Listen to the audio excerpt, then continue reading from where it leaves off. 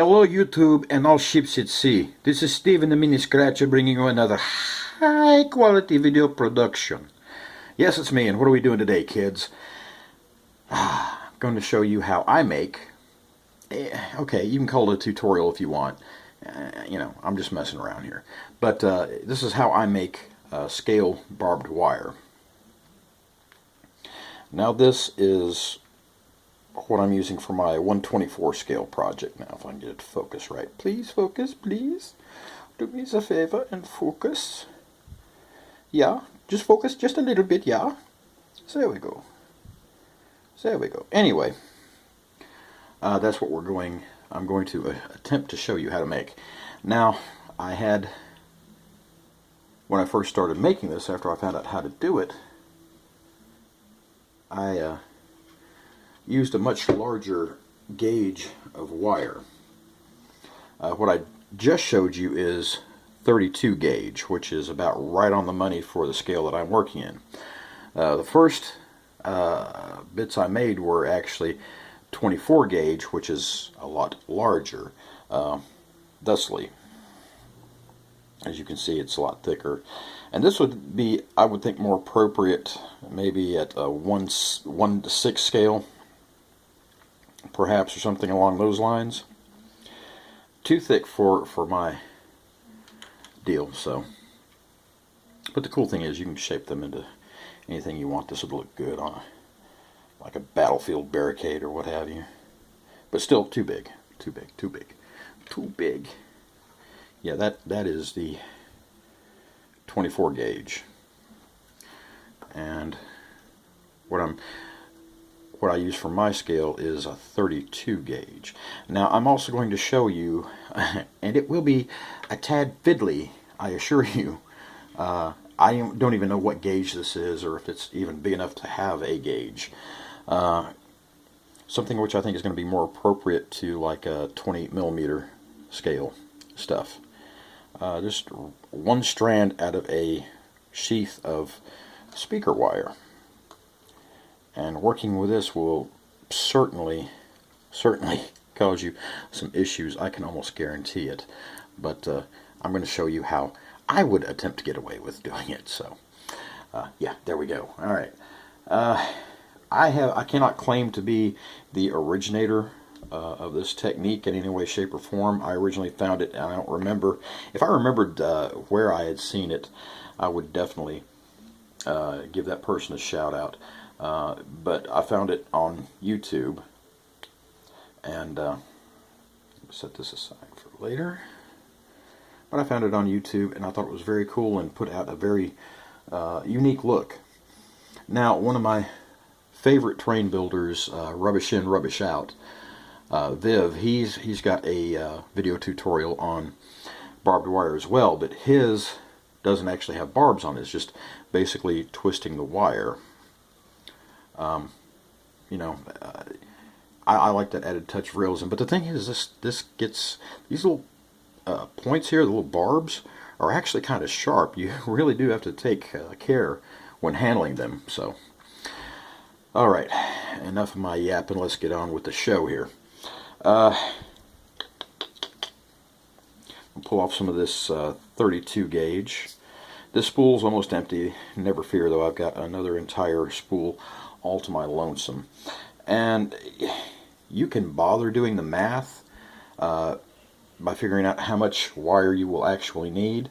Whatever length that you want for your project, you need to double that, and then plus 3/4 more for the barbs. And I'll show you why and how that works exactly here in just a minute.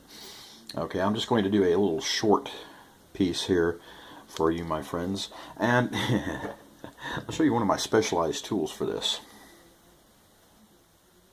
That's right, fingernail cutters. We've got like 3 dozen sets of fingernail cutters in the house, and I couldn't get to my tools at one point, and I had actually used these nail cutters, and turned out that it worked out quite well. So I just kept that set specifically for cutting this wire. Okay, you've got your original piece of wire here, and what you want to do is fold it in half. I'm trying to stay inside the camera here, folks. I'm still working with this this new phone camera because it's a better quality apparently than what I previously had. Plus, it's widescreen format. It makes it a lot easier to see. And you're not seeing anything right now. I know I'm doing a lot of stuff off screen here because I just don't have the room. I'm sorry, man. Sorry. Okay, so anyway, you've doubled your wire over, so you've got this little loop here at the end. And what I've seen a lot of people do, Viv included, is to come on, out of my way, Iron Man. Move. Okay. Is to use a drill motor. Stick one end of this in the drill motor and hang on to this part of it and let the motor do the work as far as the twisting goes. Me, I'm kind of old school, so I will just I just normally just twist it manually. I don't know why I prefer that. I think it's simply because I feel like I have a little more control over it and what have you, so maybe that's it. And this is not really a complicated thing, and I'm actually probably making it more difficult than it really is. I hope you're able to pick up everything on here really well. But you keep twisting and twisting until you get the tightness you want. And really, to make it as realistic as possible, you want it to be fairly tight, a fairly small braid. Let's just say a fairly small twist. It's not really a braid; it's a twist braid. It involves more than 2 strands. You want to twist, and you can see here on the matchstick end where it's starting to come together really nicely. And it's sometimes difficult to hold on to the opposite end and do this, but you know, hey, it gives me some conversation time with you people. Yeah. I like you. You know I like you, don't you? Sure you do. Okay, that didn't come off creepy at all, did it? I don't know why I'm talking like this. It's this low tone of voice, almost like you know, the painter Bob Ross or Mr. Rogers. It's a beautiful day in the neighborhood. Can you say creepy? Sure you can. Alright. So we're getting this pretty close to where I want it to be as far as the tightness of the twist here. Pretty close. Getting closer, closer, closer. Yeah, I guess it would be easier using a drill and twisting it that way. I don't know. I don't like that out of control motorized thing, I guess is what I'm getting at. Alright. I think for demonstration purposes, you of course can do it any way you like. I'm just showing you how I do it. It's a fairly fairly tight twist there. Sure. Alright. Now, took the matchstick out, so you end up with this loop on the end, which helps it to work with.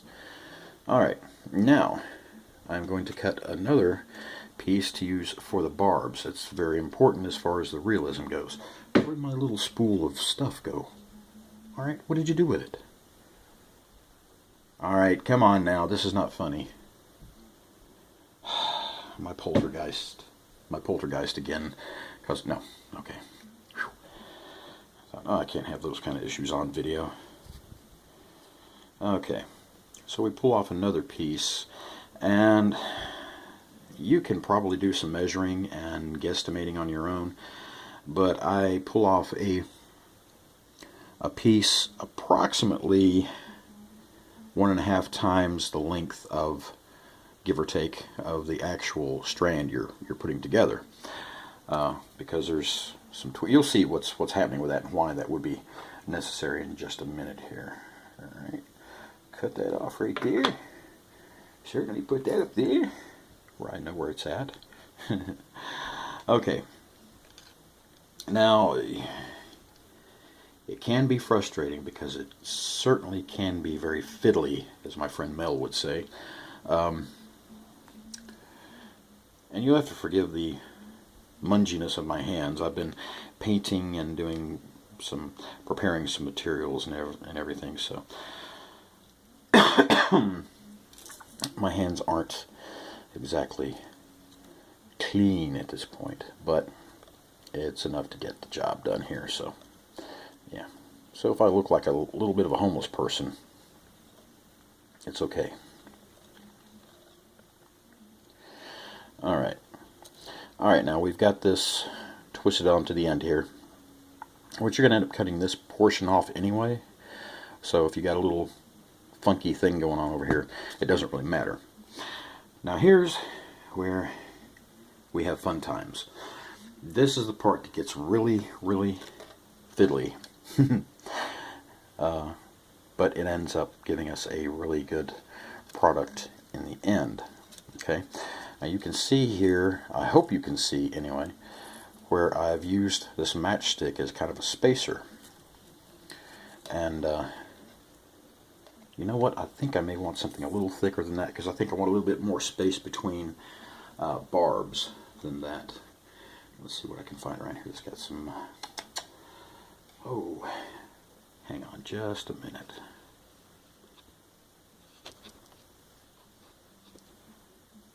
Okay, I found something to use here. Alright, this little piece of plastic tubing here I think will work nicely for this scale. And what you want to do is basically go around this. Oh, this is harder to do on camera than I thought it would be. Oh my goodness, but hey, anything for you people, you know what I'm saying? Even though you probably, most of you already know how to do this or have seen it somewhere, just not bothered to do it. I promised somebody that I would put this out, so I am. And I usually try to do 3 loops.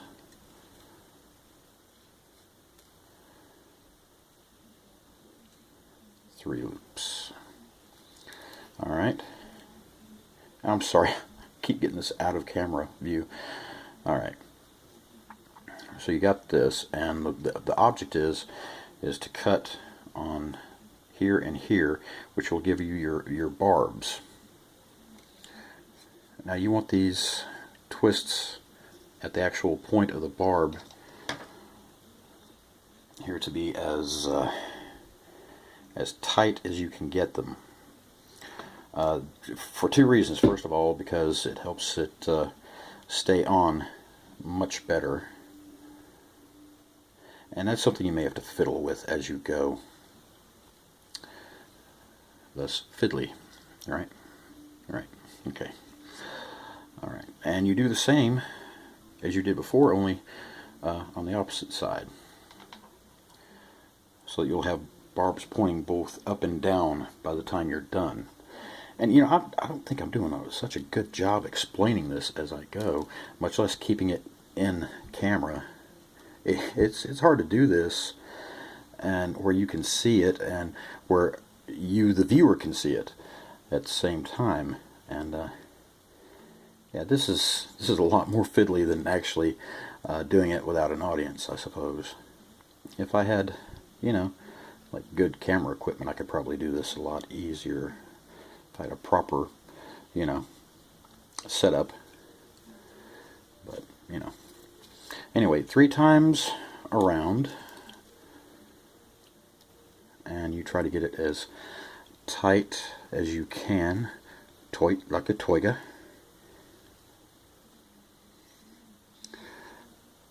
See, these will move on you. You have to be very careful, because they will, those barb points will slip and slide up and down your project before it's over with. So, what are you going to do, right? I'm just going to do one more to make sure you understand the concept of what I'm doing here, and then we'll move on to the next phase, as it were. You know, I don't know if I'm going to be able to do that real tiny gauge or not. As much trouble as just my standard size has given me here, and the trouble I'm having staying in camera. Dadgummit. Conshine it. Oh, this ideally would be a two-person job, or one person with the correct tools, I suppose, would be. You know what? Hang on a minute. I think I've got a better solution for this. Let's stand by just a minute. Okay, alright. Now we're back on track because I've got an actual tool to use now. So, okay, here we go. Alright. Now hopefully you see what I'm doing here and how I clamp down on that. And that actually makes things a lot easier, a lot more stable. If, oh, of course I spoke too soon.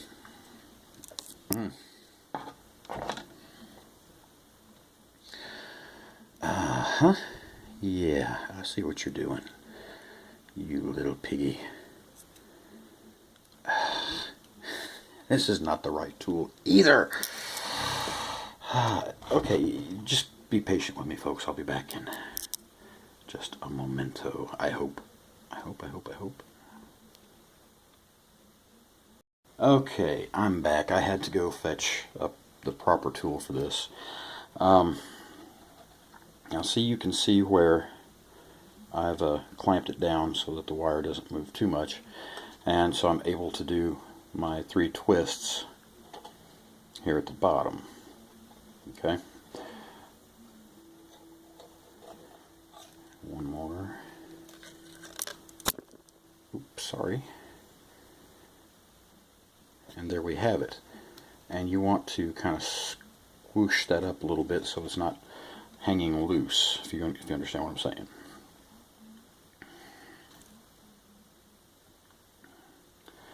Focus. Yes, son of a gun, focus.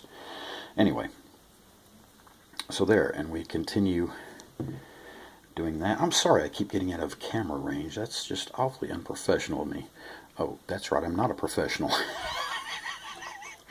Got you on a technicality, Scooter. Yes, I did. Alright.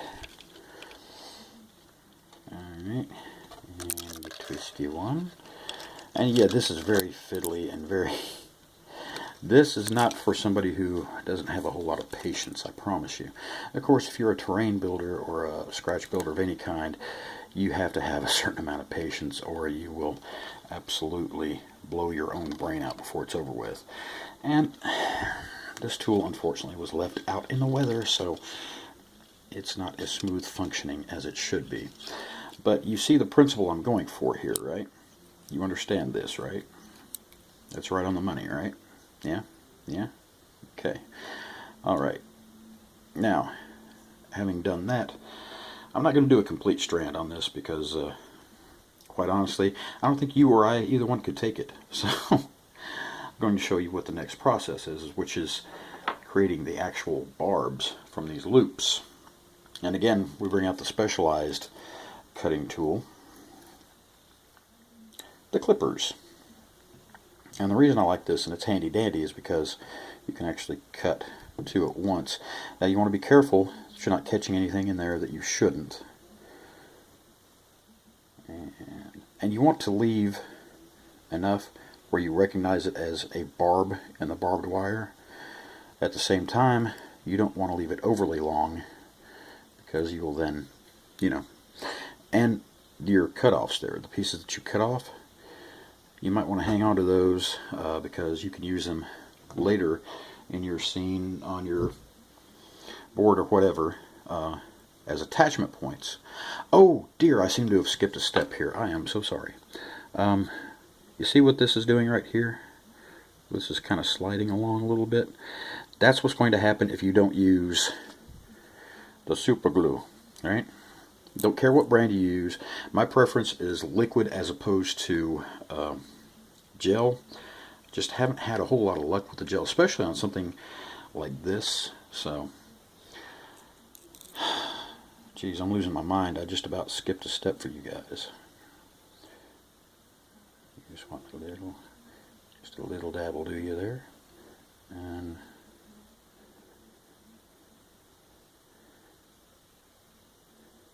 you wait for that to dry, just a few seconds, and then you can begin cutting and leaving the barbs, and you'll have a good representation of what I was trying to explain to you. Really? Really? Okay. Oh, you'll have to forgive me, folks. I'm just completely out of my mind. That's all. Yeah, that's not going to work, is it? No, it's not. Well, I'll just have to do without. Okay. Sorry, I'm talking to myself again. It's because I'm such a damn good conversationalist. Right. Okay. Checking the super glue. Yeah, you got to be careful about the amounts of super glue that you put on there. I mean, you want enough to keep these individual barb areas where they need to be, but at the same time, if you get too much, it'll take it forever to dry, number one, and it'll look lumpy and bumpy and grotesque, number two. So, you know, that is what is happening. Okay, check this again. Okay, good, we're good on that. So now these individual nodes where the barbs are should stay in place now, with very little muss, fuss, or what have yous. Alright. And like I said, you don't want to cut it too short because you want to say, hey, this is a barb on this. Oh Lord, I can't see. And too much, it looks kind of cartoony, in my opinion. Like I said, save these little scraps because those can be your attachment points on your posts or whatever you're mounting it to in your scene, on your scenery. Alright, and there you go. Oh dear.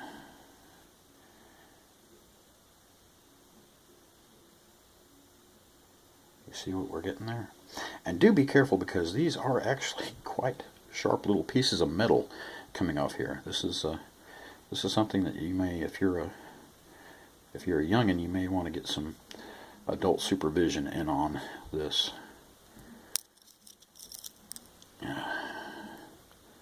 Okay, and there we go.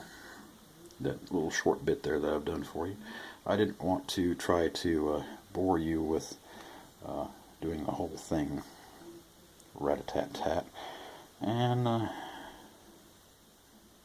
come on. There we go. Now you see what we got here. We got a fairly good representation of barbed wire. A fairly realistic depiction of barbed wire. Okay? I'm not sure if I'm going to do this little tiny human hair sized deal or not. I tell you what though, I wouldn't be a good host if I didn't at least make the attempt, if nothing else, for your entertainment and amusement. So let's just go ahead and give that a little shotty shot there. And what we want to do, so we want to, you know, bend it in half, right? And where's my match? There's my matchstick. Stick the matchstick in there, as such, and we start just doing the rolling up. I have done one of these in this size, and immediately lost it. I'm sure I'll find it one day when I'm digging through a box of my materials and get stabbed,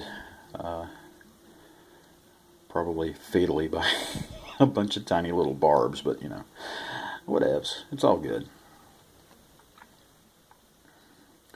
And like I said, this scale, this size right here, is probably going to be more appropriate to 28mm scale size stuff, so your wargaming stuff type situation. What I use for mine is probably going to be way too thick, and of course that 24 gauge wire is going to be way too thick. So okay, I think we've got it about where we want it there. Yeah, no, maybe. Anyway, yeah, personally I don't like doing it, but I would probably recommend to anybody else using a drill motor to get the twists done. It's just a lot more convenient. a lot easier. And if you're looking to do fairly large amounts of this wire, that's probably what you would want to go for anyway, just for efficiency's sake. Okay. Alright. Oh, I didn't cut the piece for the barbs, did I? No, Steve, you didn't. Oh, do-do-do. Do-do-do-do-do. Cut? Who needs to cut?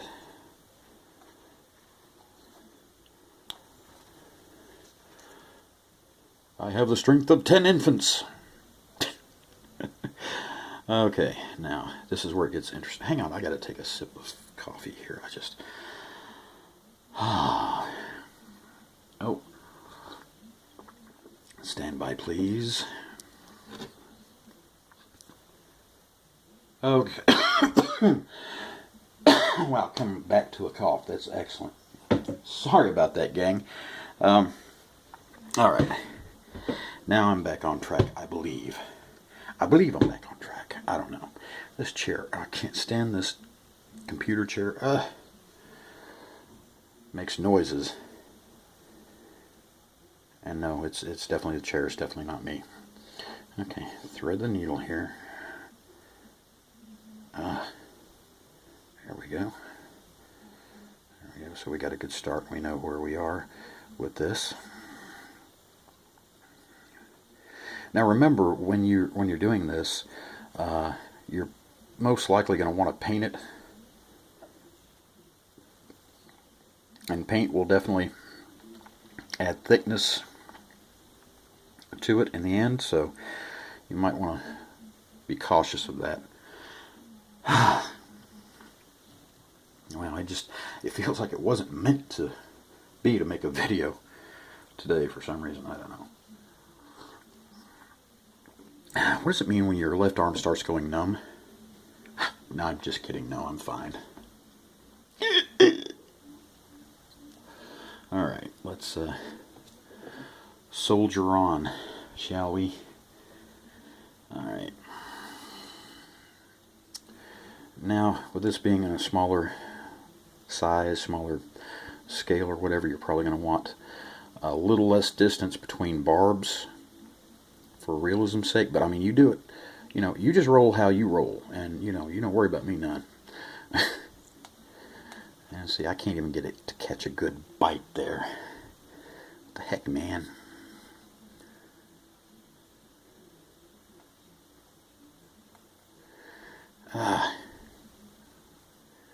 Y'all, I'm sorry about this. This is just not working out how I had it envisioned in my brain. Alright, okay. You get the basic idea. You know it can be done. I'm not going to be able to do this on camera because I just simply don't have things set up right. I promise my next tutorial I have things set up a lot better where you can see what's going on and understand. Okay? But basically, this size is probably just about right for 28 millimeter. Your tabletop gaming stuff. So, and you know where to get it now. It's just simple speaker wire that has multiple strands, like so, in them. And you just take one of those strands out and work with that. And you're not limited by anything except your own nerves, I suppose. But geez, folks, yeah, I'm kind of not real good right now because our air conditioning is not functioning at the moment, and my studio slash workstation are just, it's not pleasant in here. I mean, here it is, August in Tennessee. It's and we're not in the mountains either. We're in the lowlands, in the swampy area. And we call it Swamp West Tennessee, basically. So anyway, that's the barbed wire tutorial, such as it was. Again, apologies for the issues and whatnot. Yeah. In the meantime, here's a little mat of static grass that I did. Woohoo! Yes, and I will be doing a static grass thing here before too long. I've got to adjust some things before I actually do a tutorial on it.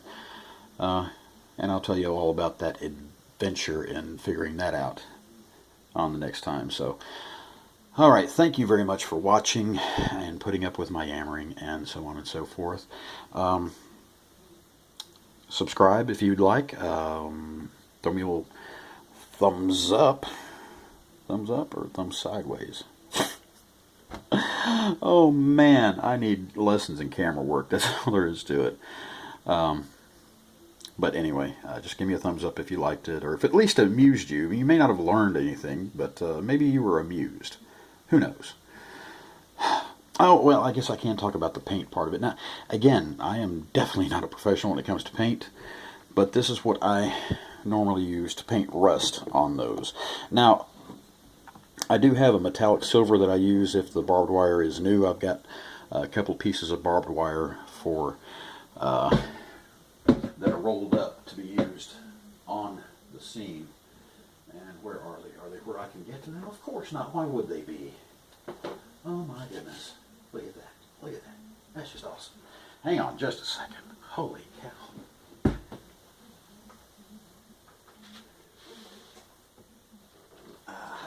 Gotcha.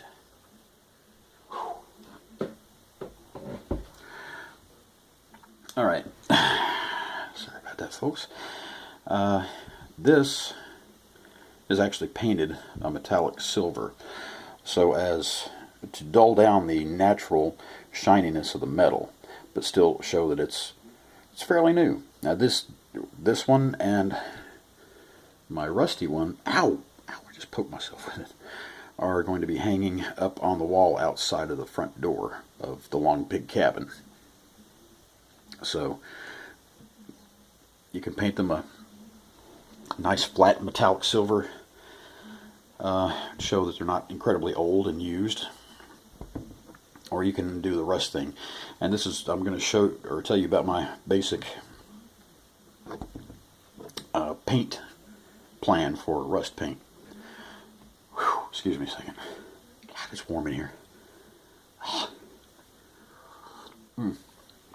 Yeah, drinking coffee is not helping, I'm sure. Alright, I usually give a base coat of, can you read that? Burnt umber. Now this is not an endorsement for this particular brand of paint. It's what's cheapest at my local hobby shop, etc., etc. So, and then a fairly heavy dry brush of, who would have thunk it, rust red. Can you read that? Can you even read that? Focus. Focus, you fool. Rust red. And a final coat of, oh yeah, look at that, focus just fine. No, I'm going to watch it go out of focus. That's awesome. Orange. A very, very, a nice thick base coat. And again, all these layers of paint are going to increase the thickness. I mean, you can see the difference between the thicknesses of these two if you look closely. That's because the diameter has changed because of more layers of paint.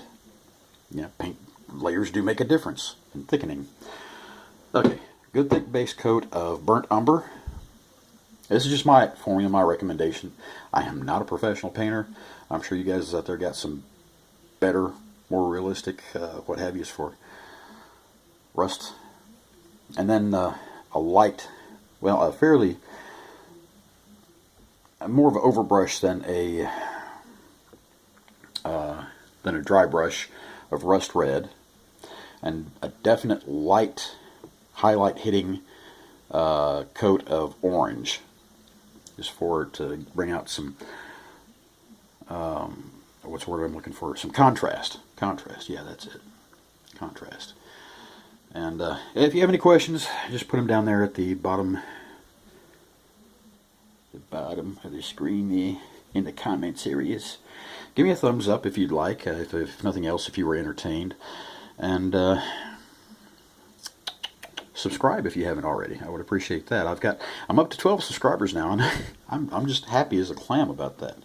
You know, it's the little things that entertain us, I guess. But yeah, I'm happy to have 12 subscribers. So thank you very much for watching. Thank you for taking the time to watch and comment and everything.